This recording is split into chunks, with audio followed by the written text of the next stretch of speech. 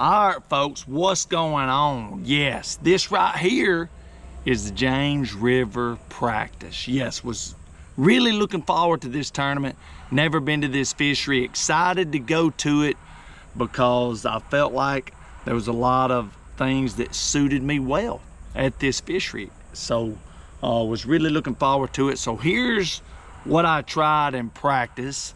Here's some of the things I did and learned, and maybe you can learn from some of the mistakes I made, what not to do. So James River, lots of water. It's a big fishery. We were launching up there in Richmond, and basically it was open water, no off limits. You could go anywhere. And so a lot of people were running to the Chickahominy. Yes, that's a popular place at the James River.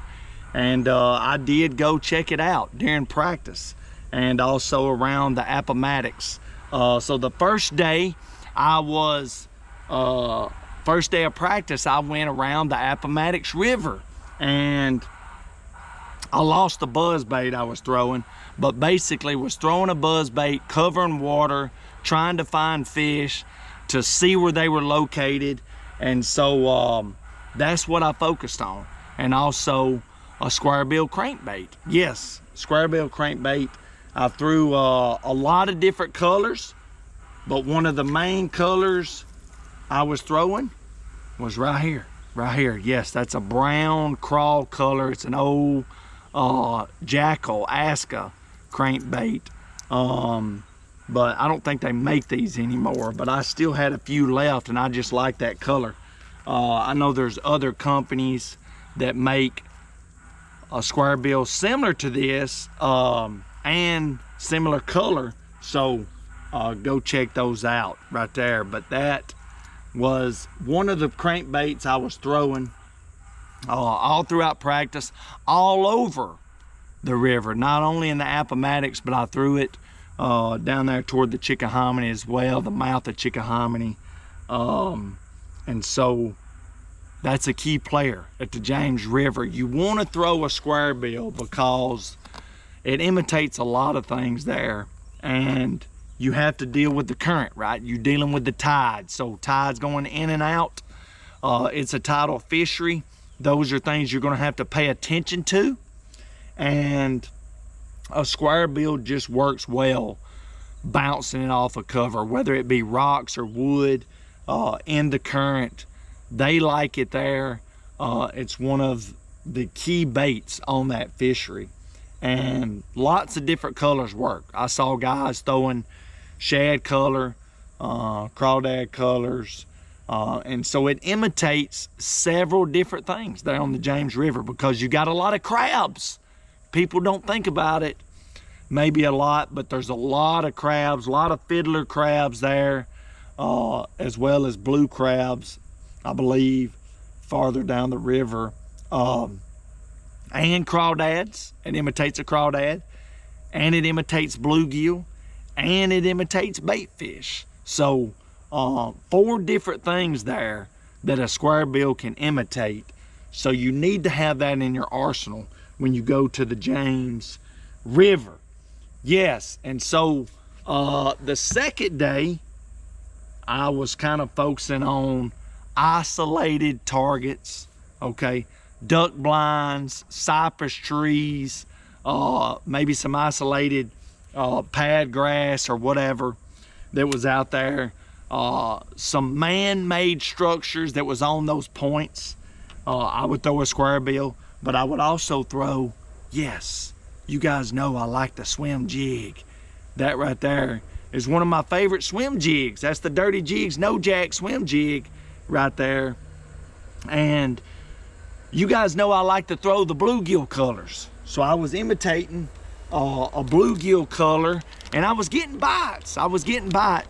But they weren't taking it that well. And it seemed like when I caught a fish, it was a smaller fish. So I changed colors. Yes, I'm talking loud because a lot of construction trucks are going on around here.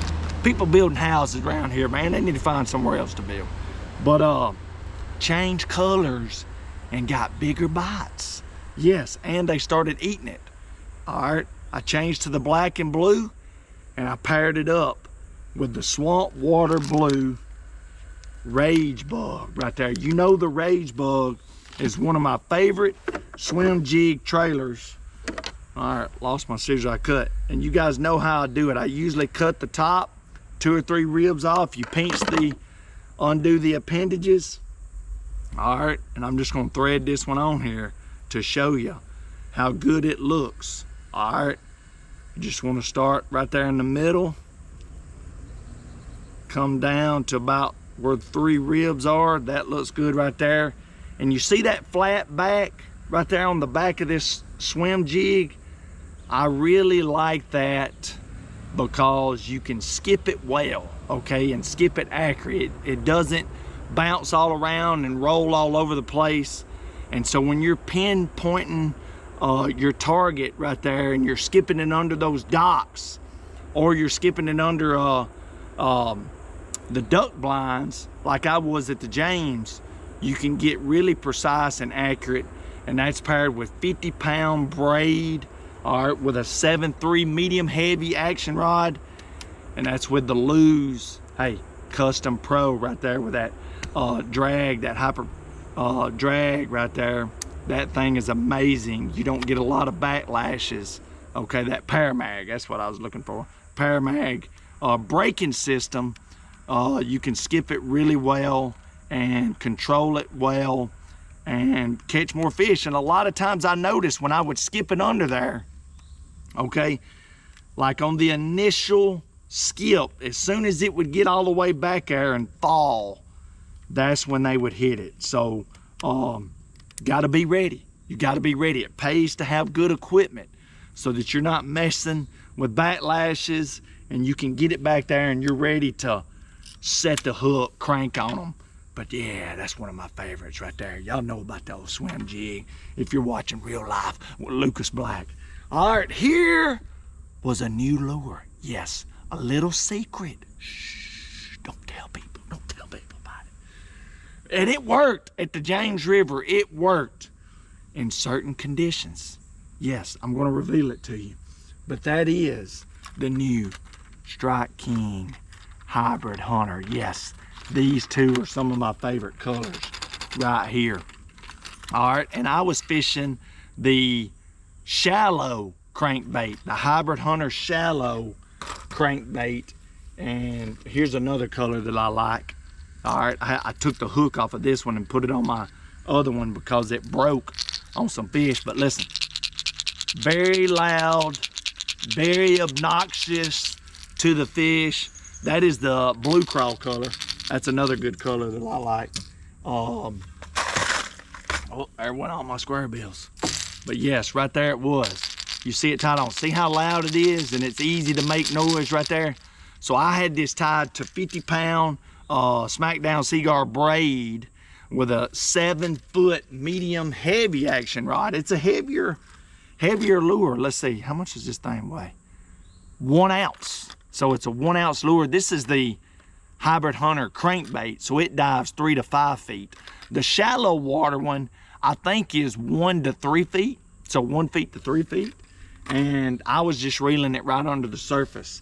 And during practice, hey, it got bit. Yeah, shh.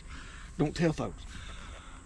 It was when it was cloudy, all right, little overcast, the wind was blowing, and you had to get around some clearer water, okay? If the water was protected by the grass, okay, from the tide, from all the silt that was moving in and out. If you had some clearer water, obviously around the Chickahominy, that's where the clear water was located. That bait worked. That bait worked. So that might be a little secret lure right there for the James River. You might want to check out that I learned during practice. Hey, that right there got bit. That was a cool bite, and really fun to be able to throw that new lure. That's a new lure for me, right? The Strike King Hybrid Hunter. Looking forward to using it more in certain areas and certain locations. Shh, keep that under your hat. Keep that under your hat. All right, but that's the practice rundown for me. That's kind of the lures I was focused on. Here is some of the mistakes I made, I feel like, in practice. I want you guys to go check out day 1 and day 2 videos of the actual tournament, all right, to see what I focused on during the tournament. But since it's such a big fishery, I feel like I kind of spread myself thin. Yes, I was spread thin like mayonnaise, as we say in the South, because I practiced up by Richmond area, I practiced in the Appomattox area, and I practiced in the Chickahominy area. All right, I do not recommend that if you are going there for your first time and you only have 3 days of practice, okay? Because I found fish in all areas. That's right, quality fish in all of those areas. And so coming up with a game plan for the tournament was a little difficult because I was spread thin. But anyway, you guys can watch day 1, day 2, find out what I did for the tournament. That was what I learned in practice. Those were the baits I threw and worked on. So hope you guys can learn something from this video and apply it on the James River or any tidal fishery. Appreciate you guys joining me. It's Real Life with Lucas Black. Hit the subscribe button, click the notification symbol, hit the like button. We'll see you next time on Real Life with Lucas Black. How? Oh yeah. Hey, wild game fed, spirit led. You see those shirts right there? Yes, that is a new design coming out. 77X brand right here. You got it, may already be out as you're watching this video. So go check them out. This is a cool color, right? Hey, we're wild game fed. We were eating organic before organic was cool because we hunt and fish. We've been cleaning what we kill and catch and eat it ourselves, all right? And we're spirit led. We only associate with one spirit. That is the Holy Spirit. That's right, because Jesus resurrected from the dead, and when he went to the Father, he was able to send us the Holy Spirit that lives on the inside of us and leads us and guides us. He is our advocate to help us in this chaotic world that we live in. He is called the Spirit of Truth. So we are led by him. Hey, appreciate you guys. You got me preaching. We'll see you next time on Real Life with Lucas Black.